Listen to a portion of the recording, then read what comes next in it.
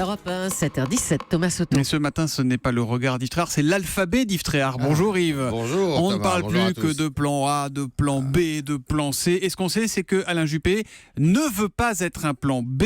Pourquoi Juppé ne veut pas être un plan B, Yves ? Toute hypothèse, je ne serai pas un plan B. C'est Juppé qui effectivement a répondu sèchement l'autre soir aux élus républicains affolés qui lui demandaient de remplacer Fillon dans la course à l'Élysée.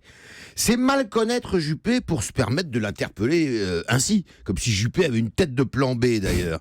Cet homme intelligent et d'expérience n'entend pas jouer les roues de secours. Il a une trop haute idée de lui-même pour accepter de jouer les utilités de service. Juppé, il faut le traiter en majesté, Thomas.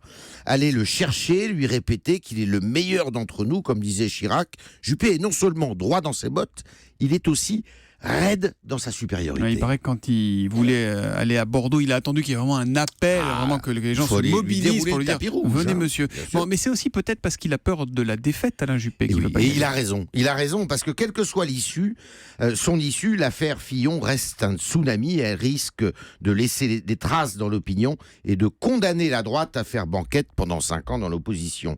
Remobiliser l'électorat à moins de 80 jours de la présidentielle relève d'une mission quasi impossible. Et puis sur quel projet Juppé irait-il au combat ? Pas celui de Fillon. Il l'a critiqué, trouvé trop radical, infaisable pendant la primaire. Juppé passerait pour un homme sans foi ni conviction s'il récupérait ce projet. Sa sincérité, son honnêteté seraient mises à rude épreuve. Bon, mais pour ne pas perdre la face, la droite pourrait quand même se satisfaire des idées de Juppé. Oui, certes, d'autant que Juppé, il plaît au centre. Il obtiendrait peut-être le soutien, lui, de François Bayrou, et pourrait aussi mordre sur le centre-gauche. Mais sur ce créneau-là, eh bien Macron a des longueurs d'avance et l'atout de la jeunesse.